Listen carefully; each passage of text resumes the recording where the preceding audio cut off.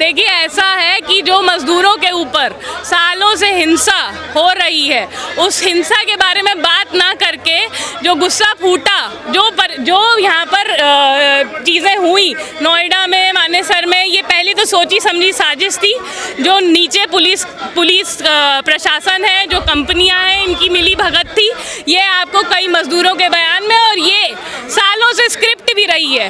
Police प्रशासन ने मानेसर में, नोएडा में, ये कोई नया चीज़ नहीं है कि कंपनी मालिकों के साथ मिलके बाउंसरों को बुलवा के पहले अराजकता पैदा की जाती है, पहले मारपीट शुरू की जाती है, पहले बाहर के लोगों से बुलवा के गाड़ियाँ तोड़वाई जाती हैं, और उसके बाद शांतिपूर्ण प्रदर्शन को भंग करने की साजिश रची जाती है, उस पर लाठी चलाई जाती है, उसको ख़त्म किया जाता है, दमन किया जाता है। ये सोची समझी स्क्रिप्ट है। देखिए, ऐसा है कि पुलिस ये सब बयानबाजी ज़रूर कर रही है, पर पुलिस ये क्यों नहीं कर रही है कि इतने सारे जो गिरफ्तारियां करी हुई हैं, जिनकी लगातार मांग हो रही है कि एफआईआर, अभी मात्र 60 लोगों के नाम आए हैं नोएडा की एफआईआर में, 55 से 60 लोगों के नाम आए हैं। तो जो 1000 लोग अगर आपके पास सारा सबूत है, अगर आपके पास सच में सारी क्या कहते हैं ये दोषी हैं, ये इन लोगों ने समस्या की, तो क्यों नहीं पेशी कर रहे हैं मजिस्ट्रेट के सामने? क्यों जो है धारा 163 का, 171 का इस्तेमाल करके उनको इंडेफिनिटली डिटेन करने की जो है लगातार साजिश चल रही है? मजदूरों को अंदर मारा पीटा जा रहा है, क्यों ऐसे कर रही है पुलिस को? पुलिस के पास अगर व्हाट्सएप ग्रुप है, सबूत है, तो पेशी करके केस खत्म करे, जो मजदूर अंदर हैं उनको रिहा करे, जिनको सजा होनी है उनको सजा दे। ये सब पुलिस बेबुनियादी बातें जो है हवा में, मीडिया में फेंक रही है, ताकि एक माहौल मजदूरों के खिलाफ बने। क्या 2000 बढ़ाया गया? क्या 2000 पर्याप्त है मजदूरों को? बिल्कुल भी। यही एक मैं बात जो मैंने कही भी कि हरियाणा सरकार ने पिछली वेतन वृद्धि 2016 में की, 2015 में की हरियाणा सरकार ने, और 2016 में यूपी सरकार ने की। इतने सालों में महंगाई का जो दर बढ़ा है, इतने सालों में जिस तरीके की परिस्थितियों में मजदूर पहुंच गए, किराया दिन पर दिन बढ़ता है। आप देखिए, नोएडा में, मानेसर में रहने का किराया मान लीजिए 5 से 6000 से कम कोई किराया नहीं दे रहा है मजदूर। उसमें 10,000 12,000 का वेतन, आप देखिए 10,000 12,000 का वेतन पाने वाले मजदूर जब 5,000 6,000 किराया भरने पे मजबूर होंगे, जब गैस के लिए इतना पैसा खर्च करने के लिए मजदूर होंगे, तमाम खाद्य पदार्थों से लेके हर जो जीवन जीने की ज़रूरत है, उसमें इतनी महंगाई आई है कि एक जो टर्म होता है रियल वेजेस, अगर आप देखें कि महंगाई के अनुपात में वेतन का बढ़ोतरी हुई है या घटी है, तो आप पाएंगे कि पिछले 3 दशकों में जो रियल वेजेस हैं भारत के अंदर केवल घट रही हैं। अनस्किल्ड, देखिए, जो मिनिमम वेज का कानून है, जो न्यूनतम वेतन का कानून है, उसका आधार ये है कि इससे कम पैसा देने पर काम करवाना गुलामी के बराबर है। इससे कम पैसा देकर काम करवाना गुलामी के बराबर है। सुप्रीम कोर्ट का साफ साफ आदेश है कि जो भी मालिक न्यूनतम वेतन नहीं दे सकता है, उसको कोई अधिकार नहीं है अपना काम डालने का, फैक्ट्री डालने का। ये सुप्रीम कोर्ट का लैंडमार्क जजमेंट है जो ये कहता है। लेकिन उसके बावजूद अनस्किल्ड वर्कर को भी जितना न्यूनतम रेट तय है उतना नहीं मिलता है। दिल्ली में ही आप देख लीजिए, जो अनस्किल्ड वर्कर का रेट तय है 18,000 है। आप जाइए नरेला औद्योगिक क्षेत्र, बवाना औद्योगिक क्षेत्र, मंगोलपुरी जाइए, देखिए महिलाएं 6-6 हज़ार में काम कर रही हैं। जो पुरुष है वो मात्र 8,000 10,000 में 12-12 घंटे काम कर रहे हैं। न्यूनतम वेतन कहीं लागू नहीं है। कोई फैक्ट्री इंस्पेक्टर नहीं है जो जाके इंस्पेक्शन करता हो, कोई श्रम दफ्तर नहीं है जो किसी भी तरीके की कार्रवाई करता हो इन औद्योगिक क्षेत्रों में।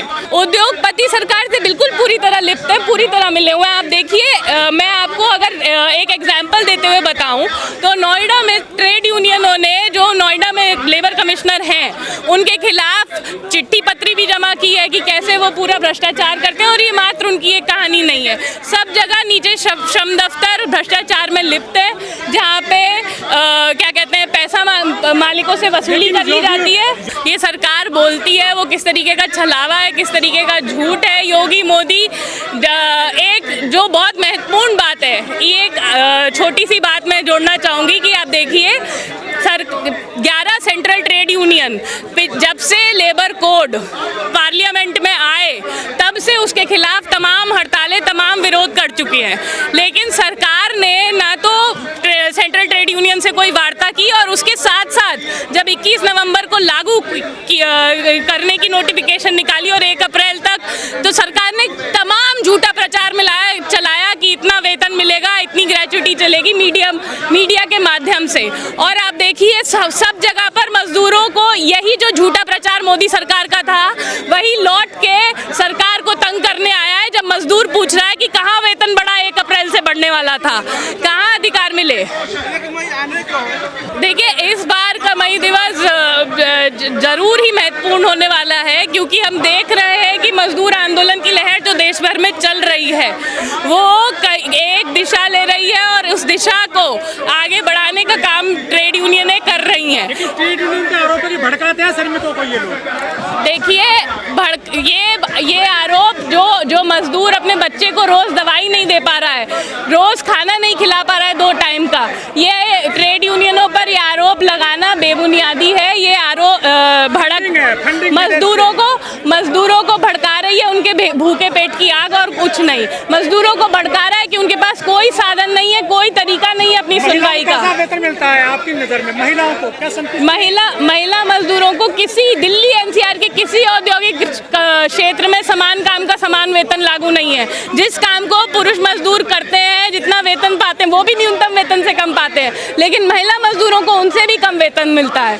आप देखिए 6,000 7,000 में जो काम 10,000 में पुरुष मजदूर कर रहे होते हैं, उसी काम का 12 घंटे का महिला मजदूरों को 6,000 7,000 मिल रहा होता है। शोषण महिलाओं का है?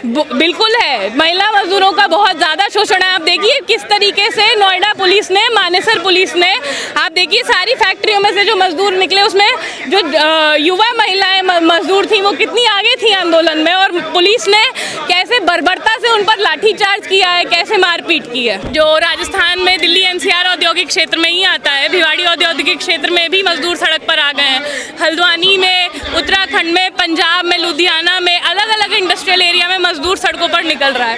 सच्चाई यही है कि देश भर में मजदूरों के लिए ना न्यूनतम वेतन लागू है और ना किसी तरीके का मजदूर अधिकार, श्रम अधिकार, जो सालों से आप देखिए कि ये आपने देखा होगा कई सारी वीडियो आई नोएडा की डीएम की, नोएडा की लेबर कमिश्नर की बोलते हुए कि हम ओवर टाइम का डबल रेट सुनिश्चित करवाएंगे। भाई इस चीज का जवाब दीजिए कि 1948 का कानून है, 1948 के कानून में लिखा है कि ओवर टाइम का डबल रेट मिलना चाहिए। तुम इतने साल से क्यों नहीं सुनिश्चित करवा पा रहे हो? जो काम तुम्हारा एकमात्र है उस इंडस्ट्रियल एरिया में करवाने का, वो क्यों नहीं होता है?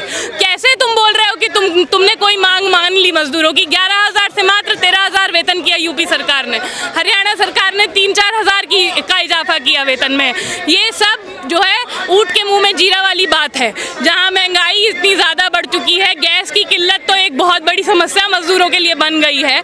आप देखिए सरकार का रवैया मजदूरों के प्रति कैसा है। देखिए सूरत में क्या चल रहा है, जो मजदूर घर लौट रहे हैं उन पर लाठी चलाई जा रही है। ये सरकार पूरी तरह से देश के मजदूरों को गुलाम बनाने की ही साजिश और उनके खिलाफ काम करने की साजिश कर रही है।